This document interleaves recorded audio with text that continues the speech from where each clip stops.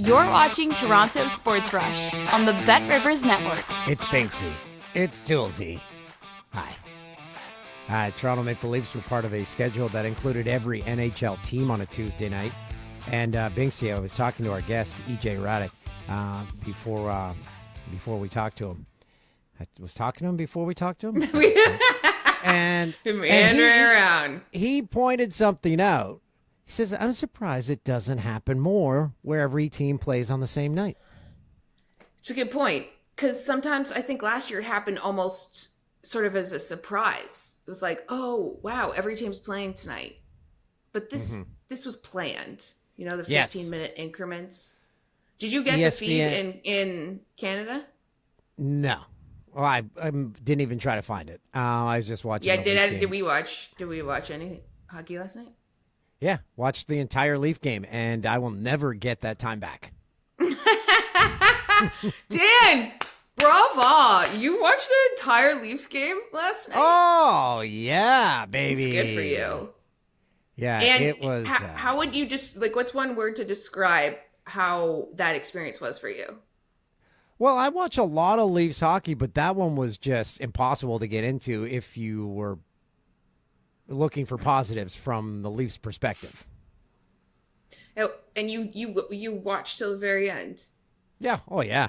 Good. Watched the post-game show, watched it all. Oh, woof. Okay, that's good. Well, you were doing your job. You were preparing for this. I was on a date last night, so I had to watch the highlights. Okay, so, well, you got to be able to balance both things at once. Teaser. Let's get to our guests, and we'll hear about the date after the guest. All right, so the Toronto Maple Leafs come off of a 6-2 loss against the Columbus Blue Jackets after winning 5-2 against Tampa Bay Lightning. And to see if we should be pressing the alarm bells right now, we welcome in Hradek from NHL Network. EJ, is it time to panic? No, come on. It's what I think it's like October 23rd maybe today. So no, it's not time to panic. That was a bad game, though. There's no question about it. But, human nature, I think, takes over sometimes for all of us. And, they had a good performance at home against Tampa. Really strong effort there. Second of a back-to-back, a little less urgency. We're rolling into Columbus. We'll handle that. Next thing you know, the Jackets come out. They're playing really hard, as all the teams are this time of year. And they kind of ran Toronto out of the building. I think Toronto's got to figure out a second goaltender. I don't think Hildeby is ready to play in this league. That's just my opinion based on the games I've seen him play. He's a big guy, but I think he needs more time. And so, back to the drawing board. They've got a lot of games to start the season, and they just got to move on to the next one. But, boy, that was not good.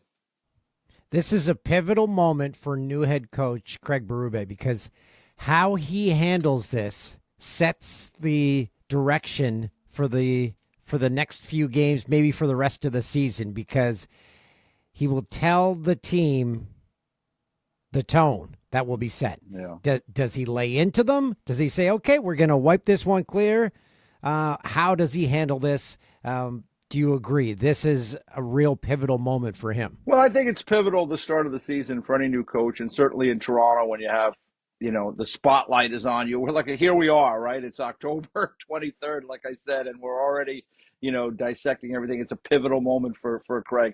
They got the St. Louis Blues coming in, so that's his former team. So, certainly I'm sure that he'll be interested in winning that game. I don't know, the old money on the board. Did the coach put money on the board? I would imagine, Craig's probably doing well. He could probably afford it. But, I think good coaches push teams hard when they're winning, and try to manage them when it's not a good night, because everybody in that room knows that's not acceptable. I mean, if it goes beyond that, then it's a bigger problem, right? So I think good coaches, like the night you saw Berube against LA when they had the lead in the third period and the team took their foot off the gas, he called the timeout. He got into them, right?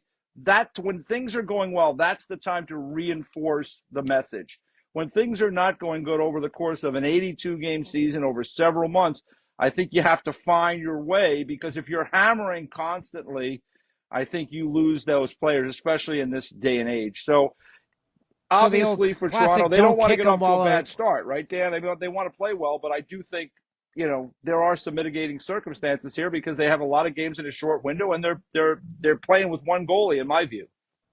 So it's the classic, don't kick them while they're down.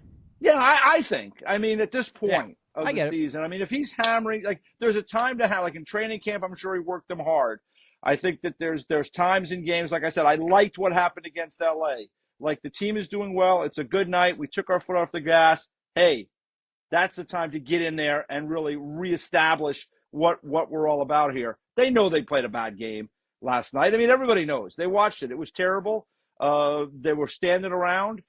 It just reinforced to me as I look at the team, as I said last week, I like their group better this year, but they still need a few reinforcements along the way. I do think that they needed maybe another forward or two on the back end. Doesn't have to be great. They got some guys that'll come in at some point, maybe in terms of people that are injured, maybe another defenseman, and they got to get that goalie thing squared away because when you're playing all these games, I mean, Stolarz can't play every single night, so they got to figure out, is Joe Woll going to be healthy and play, or do they need to go out and get someone else?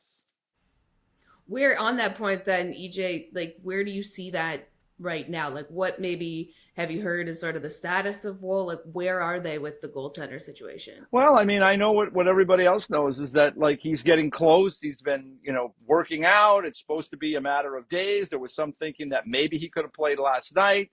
We're waiting. So hopefully he's going to get back in there soon. I would imagine Stolarz will play on Thursday night against St. Louis. The good news is he's been very good, Stolarz, so that's been a real positive for their team. But, again, it's an 82-game schedule. They've got to get this guy. And they signed him. They think he can be a player for them. I think when I've seen him play, and he's had stretches where he's played very well, but, again, if he's not healthy or he can't stay healthy, that's a big problem. I love the pressure being placed on Joseph Woll. No pressure, buddy. No pressure, but we kind of really need you. Yeah, well, I mean, they say, right, the best ability is availability. And he hasn't been available. And they signed him, Dan, right? I mean, they went out in the offseason. They locked him up. Last year, played well in the playoffs. Your big game, Game 7, can't go. I mean, and again, you get hurt. That's life. But if it's going to be a chronic thing, that's a problem for any organization. Mm-hmm. Right. So, EJ, we were talking about it's early in the season, don't press the alarm bells. But this is sort of a lot like what the Leafs have been in the past, maybe last season, the season before. Be able to beat good teams and then they lose against bad teams. And when do you have to see, like, when is sort of the barometer or like the test of when you've erased those demons? Is it the next game or is it the next game against a bad team? Well, I think it's going to be a trait that you want to erase over the course of the season. As I said, I mean, the 82-game schedule is hard. There are things that go on. There are players that are playing that aren't always 100% on any given night. These are all factors that go into it. And the Columbus Blue Jackets, I mean, they've played hard. They're 3-3, I think, through the first 6 games. They've got a story, an unbelievably sad and tragic story that they have dealt with in their organization. But it's something I think keeps people on task and motivates people there to really do as well as they could possibly do, particularly in the early part of this season. We'll see if they can move that forward. But for the Leafs, it's just about coming and doing the job every night. And over the course of, that first half of the season, try to establish that identity of who you're going to be under a new coach. And it's nice that they were able to beat Tampa. That's a good win. They played very competitively against the New York Rangers. If it wasn't for Shesterkin, maybe they win that game. So that's the good news. But it's establishing a pattern of how they want to play every night, no matter who walks through that door on the other side. And that's the challenge for any coach. So we'll see that play out over the course of the next couple of months. I mean, I know in Toronto, any loss creates chaos here, but it's going to be a long season. It's a hard league. It's a hard division. I mean, Buffalo had a good win last night. I'm not the biggest fan of where Buffalo's at, but like Buffalo and Ottawa both won last night. Those teams are trying to push up. Detroit had a win last night, even though they had 10 shots on goal. They're trying to push up. I mean, for the Toronto Maple Leafs, it's really about establishing the identity under a new coach and trying to put as many wins in the bank in this first part of the season as they do that to qualify for the playoffs again, which I think we all agree they will, and then be ready for a push when April, May, and June come. I think I can safely say this about the Sabres. Every fan of hockey is quietly rooting for them. Yeah. We all want to see something good happen to the Sabres. Yeah, because it's been so darn long. I mean, that's for sure. When I saw him in Prague, and I was not impressed with just everything about the way they were preparing for those games, and then they're playing those games. But they've come back home. They've kind of found their legs a little bit. The thing about the Sabres, we talk about it with the Leafs. The Leafs have been in the playoffs at least. They've been a team that's been pushing a little bit. Now they haven't gotten near where they want to go, but they've been a 100-point team. They've been a playoff team. The Buffalo Sabres haven't been in the playoffs in 13 years. So when they don't show up against the teams that they think they should beat, and that happens way too often with that team, that's more of a problem to me. I mean, the Buffalo Sabres have established nothing in the last 13, 14 years. Every night should be game one of the Stanley Cup final for a franchise like that, and it just doesn't happen for them. So we'll see if they can, against the Dallas, they come, they know it's a good opponent. Sometimes they put on a good show. But can they do it over the course of weeks and months moving forward? I have my doubts because I just haven't seen it from them. They've been a very frustrating team. In the case of Toronto, at least, you've seen this is a team that has been good.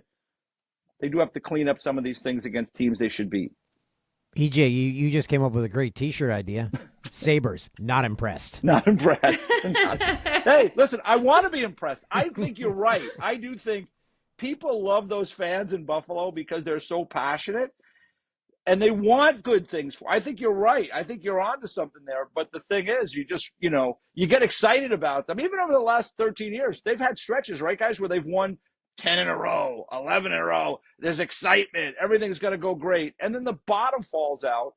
And so hopefully this is going to be different for those fans up there because it's not been good. And they have the players. I love their personnel in a lot of areas. But it's got to be a night-to-night thing. This is a hard league.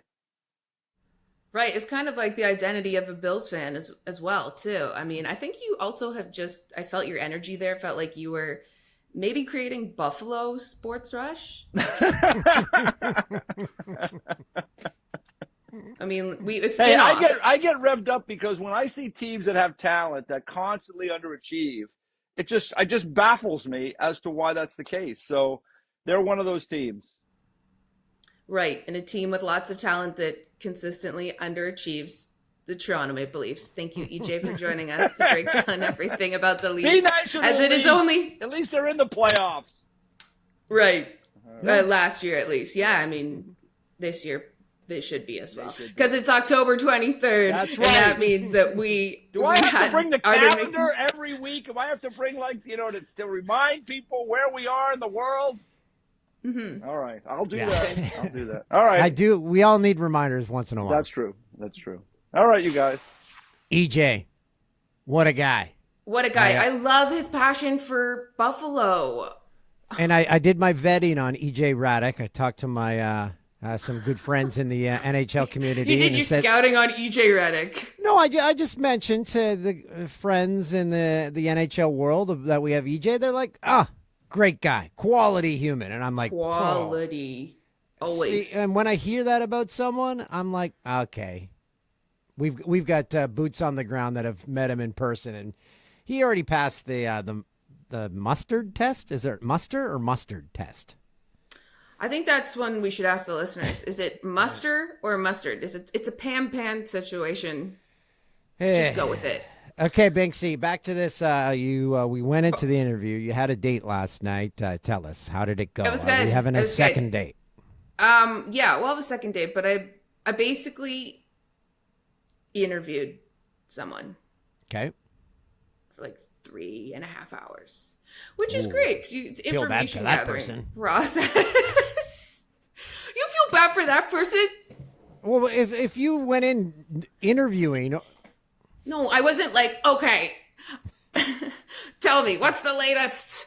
I wasn't, I just, it was a long form interview, but it was great because, that's how I find actually dates are really good because you can meet people and they have different interests and background than you, right? It's like, it's amazing. It's a Where did this date take part? Interaction. Was it in Central Park? Yes, it was in Central Park. No, it was in the West Village. Anyway, I don't want to get too many details into this date, but I did have a question for you before we started. We'll update the listeners next time on if there's a second date. I think Dan actually, he fits the profile of like you. He's probably your age and has just as many children. So I think I went on a date with Dan last night. My doppelganger, perfect. Yeah, was his name Don? New York, New York Dan is Don O'Tal. Dan, is William Nylander not the coolest hockey player there is? I've never given this much thought, but if What? he's a cool cat, but I'd go Sidney Crosby top of the heap. But Yeah. the way No, I know what you're gonna say, but you're just saying that because he's a superstar. No, I think Sid is really cool. I think he's really cool, but he doesn't have that that cool how William Nylander snipes past Vasilevsky for a second goal of the night on Monday, and he just is like, I just nothing, find no big deal. the air of mystery regarding Sidney Crosby, how you know nothing about his personal life and never hear or see of him away from the rink. I think that adds to his like James Bond type allure. I don't think it's that interesting away from the rink. I think it's pretty basic.